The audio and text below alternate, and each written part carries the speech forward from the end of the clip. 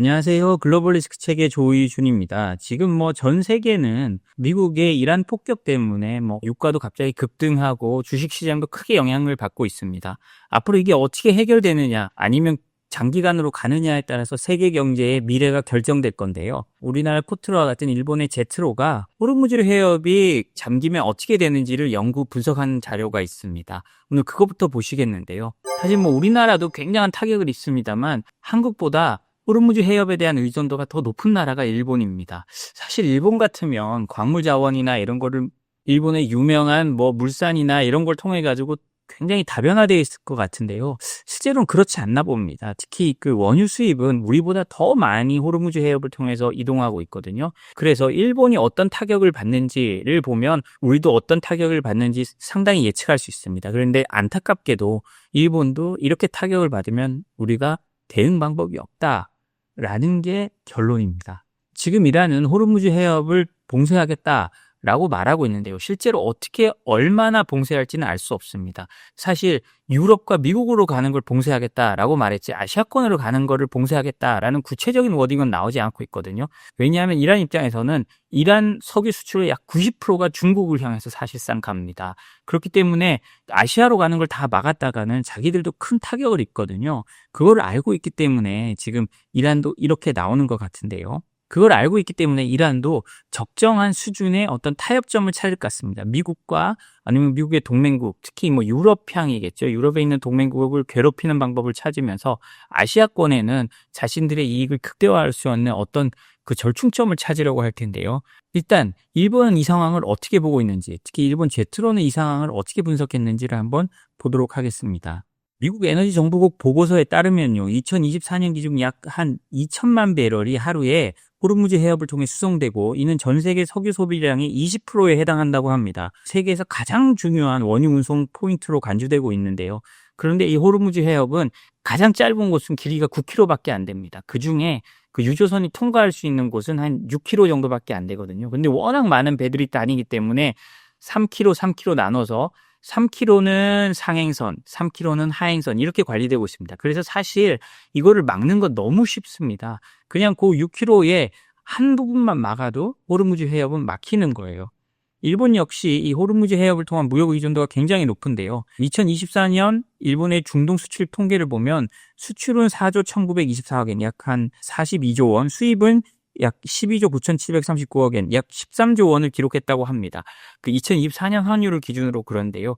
UAE가 최대 교역 상대국이고 그리고 사우디아라비아, 카타르, 쿠웨이트, 오만 순위라고 하는데요. 이 오만을 제외하면, 오만은 사실 그 아라비아 반도 끝에 있잖아요. 오만을 제외하면 대부분이 호르무즈 해협을 경유해야 되는 국가들입니다. 당연히 이걸 통과하는 수입 품목으로서는요, 원유 및 원유류가 압도적인 비중을 차지하는데요. 일본 전체 원유 수입량 중 약 95%가 중동에서 공급되고 이는 수입 금액 기준 10조 엔, 우리 돈으로 한 100조 원이 넘는 돈이 됩니다. 여기다가요, 일본이 자동차를 중동으로 많이 수출하기 때문에 여기에 연간 한 76만 대, 거의 100만 대 가까운 자동차가 그쪽으로 이동하고 있고요. 일본 종합연구소의 토가노 유키 연구원은 산케이 신문과의 인터뷰에서요, 이런 호르무즈 해협이 폐쇄돼 중동에서 화석연료 수입이 끊긴다면 일본의 GDP가 3% 내외 떨어질 가능성이 있다고 언급하기도 했습니다.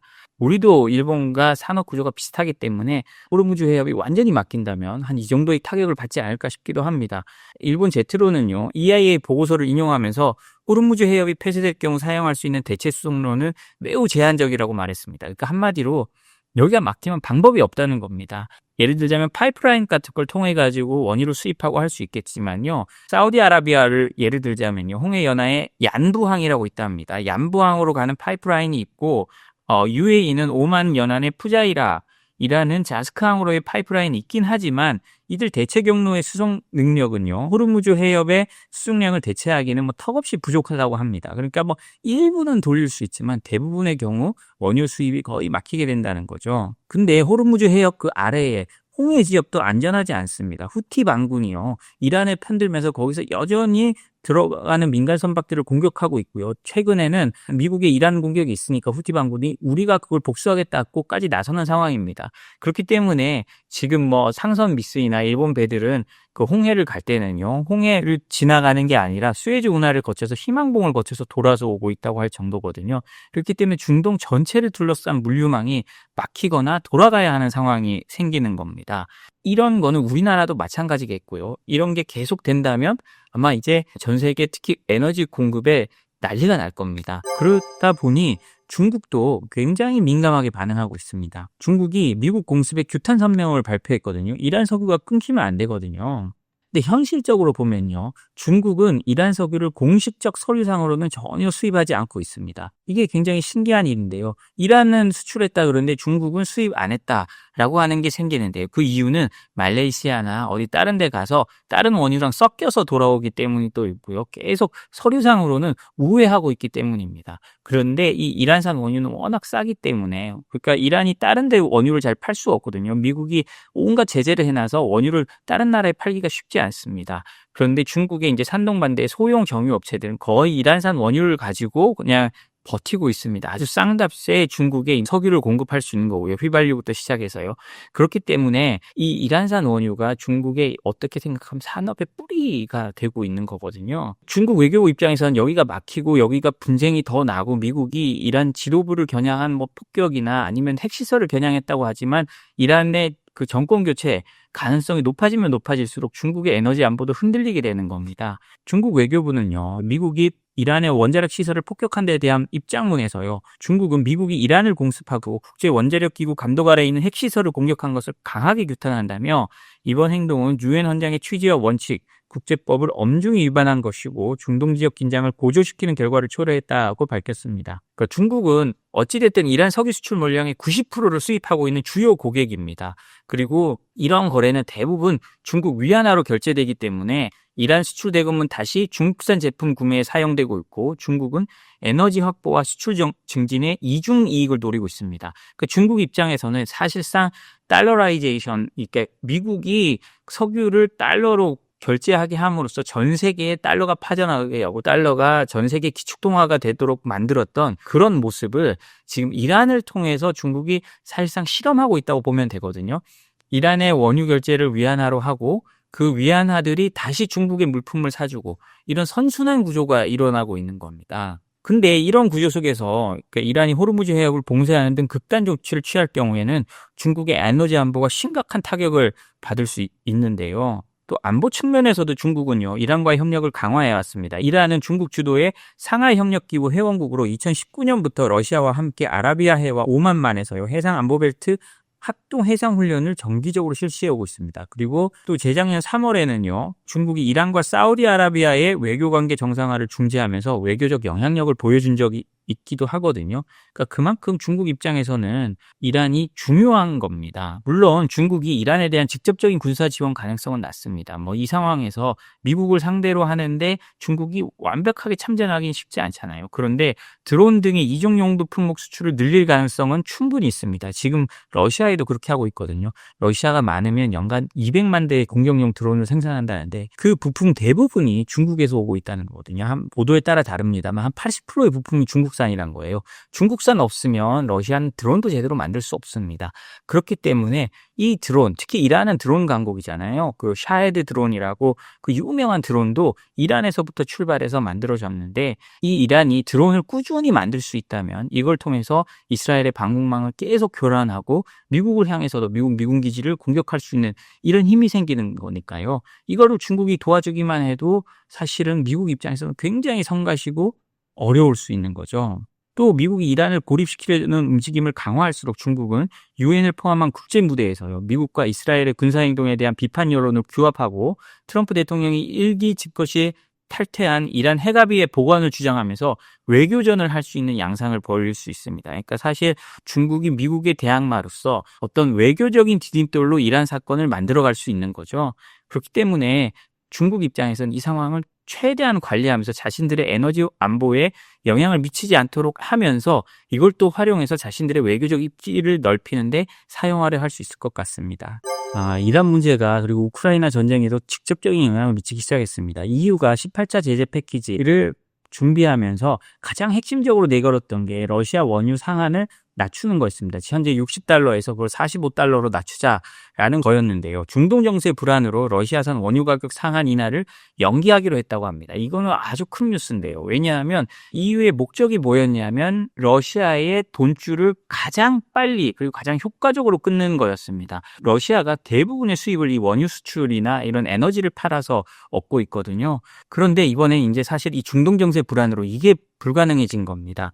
그렇기 때문에 앞으로 우크라이나 입장에서는 굉장히 당혹스러울 겁니다. 이제 자신들이 어떤 세계 언론의 포커스에서도 밀려나게 되고 그렇게 되면 지원도 줄어들 거고 저 강력한 러시아를 상대로 계속 싸우고 있는데 지금 지원도 줄어들고 그다음에 제재도 어려워지는 그런데 러시아 입장에서는 유가가 폭등해서 자신들의 수입은 늘어나는 이런 입장에 처하게 되는 거거든요. 이건 정치 전문 매체 폴리티코의 보도인데요. 유럽연합이 중동 정세의 불안정에 따라 러시아산 원유 가격 상한선을 기존보다 낮추려던 계획을 보류하기로 결정했다고 합니다. 이란 이스라엘 충돌을 비롯한 중동 정세 불안으로 국제 유가가 급등할 가능성을 우려한 건데요. 그러니까 이렇게 러시아의 그 원유 상한을 이렇게 낮춰놓고 나면 러시아의 석유 수출도 원활해지지 않을 거고 그러면 중동에서도 석유 수출이 마르는데 러시아에서도 석유 수출이 마르면 전 세계적으로 유가가 급등하고 모두가 괴로울 수 있잖아요. 그전까지 EU가 러시아의 석유 수출 가격 상한을 내리자고 할 수 있었던 건 그 WTI나 국제 원유 가격이 지금 배럴당 60달러까지 내려와 있었기 때문입니다. 그게 거의 저 상한선과 맞닿아 있었기 때문에 그걸 45달러로 내려서 러시아를 압박하겠다는 건데요. 지금 이게 바로 75달러 선으로 올라가 버렸잖아요. 이란과의 충돌이 어떻게 되느냐에 따라서 85달러, 100달러까지도 갈 수 있습니다. 이런 상황에서 러시아에서 나오는 수도꼭지를 잠그기가 EU도 부담스러웠던 거죠. EU의 외교소통 2명은 중동의 국제정세가 불안한 상황에서 가격 상한 인하는 현실적으로 어렵다는 분위기라며 이번 주 열린 G7 회의에서도 모든 회원국이 가격 상한 인하에 신중한 입장을 취하기로 의견을 모았다고 밝혔습니다. 또 다른 외교관도요. 유가는 최근까지 상한선과 근접한 수준이었지만 현재는 급격히 오르내리는 등 변동성이 크기 때문에 당분간 결정이 어렵다라고 했다네요. 그런데요, 우크라이나 입장에서는 이 러시아로 들어가는 원유 수입을 끊는 게 가장 중요한 일입니다. 그러다 보니까 우크라이나는 상한을 60달러에서 30달러로까지로 내려야 된다고 말을 하고 있는데요. 근데 참 쉽지는 않은 것 같습니다. 이게 참 이런 걸 보면 우크라이나 입장에서 참 막막할 텐데요. 이런저런 것들이 모여서 그리고 러시아도 자신들의 이 고통을 계속 감내하는 것이 아니라 서로 지금 어떤 고통의 임계점에 와 있는 만큼 잘 어떤 타협이 이루어져서 휴전이 이루어졌으면 좋겠다는 생각을 합니다. 미국이 이란을 공습하는 직전에 한 게 하나 있습니다. 바로 이란과 후티 반군 무장 조직에 대한 동시 제재를 단행한 건데요. 군수, 금융, 운송망 전방위적으로 타격을 한 겁니다. 이걸 한번 보면요. 미국 재무부는요. 지난 20일 폭격하기 현지 시각으로 보면 폭격하기 하루 전쯤입니다. 여기에 대해서 이란 기계류 및 이중용도 기술의 조달과 운송에 연루된 개인 1명과 기업 8곳, 선박 한 척에 대해서 제재를 발표했습니다. 여기는 파나마 국적의 흉카이싱호라는데요. 홍콩 소재 유니코 해운의 소유라고 합니다. 그러니까 이란을 겨냥하면서도 홍콩을 때리면서 그 중국과 이란에 동시에 경고를 보낸 거죠. 그리고 이 선박은요, 이란의 라얀 그룹이라고 있는데, 이 라얀 그룹은 이미 미국의 제재 대상이었습니다만, 이 라얀 그룹의 민감한 기계류를 운송하던 중이었다고 합니다. 이 라얀 그룹은 어떤 곳이냐? 라얀 그룹은요, 항공우주 프로그램용 소프트웨어 및 무인기용 부품을 제작하는 곳입니다. 그러니까 미 재무부의 입장이 여기서 그대로 드러나는 거죠. 미국의 입장은 드론을 어떻게든 막아야 된다. 지금 어차피 방공망은 거의 무력화됐고 그 이란의 하늘은 미국과 이스라엘이 그냥 휘젓고 다니고 있습니다. 그렇지만 한 가지 가장 눈에 거슬리는 게 바로 드론인데요. 이 드론에 대한 충격을 주겠다는 거죠. 그러다 보니까 이란도 이 드론 부품을 구하는데 굉장히 은밀한 수법을 쓰고 있는데요. 중국, 홍콩, 싱가포르, 튀르키예 기업들하고 협력하면서 이 드론을 최대한 바꿔가고 있다는 겁니다. 그러니까 계속 서류 조작이나 우회 수출을 통해서 드론 부품을 모으고 그래서 이란 내에서 조립해서 만들고 있다는 거거든요.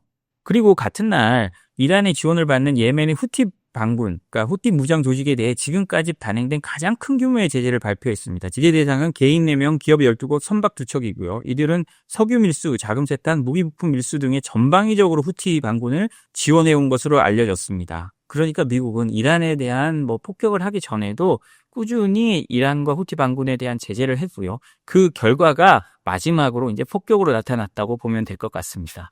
네, 오늘 저희가 준비한 소식은 여기까지입니다. 저희 소식이 도움되셨다면 구독, 좋아요, 알림 설정 부탁드립니다. 감사합니다.